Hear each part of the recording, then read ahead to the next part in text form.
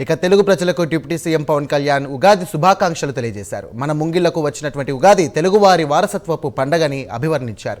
ప్రజలకు సుఖాలను అందించే పాలనలో ఏపీలో ప్రజల ముంగిటకు వచ్చిందని అన్నారు. ఇక పండుగలు, ఆచార వ్యవహారాలు, సంస్కృతి, సంప్రదాయాలు, కళలు జాతిని సజీవంగా నిలుపుతాయని తెలియజేశారు. ఉగాది పండుగ ఈసారి విశ్వవసు అనే గంధర్వుడి పేరిట వచ్చిందని, ఈ ఉగాది పండుగకు తెలుగు ప్రజలందరికీ కూడా హృదయపూర్వకంగా శుభాకాంక్షలు తెలియజేస్తున్నారని పవన్ కళ్యాణ్ పేర్కొన్నారు.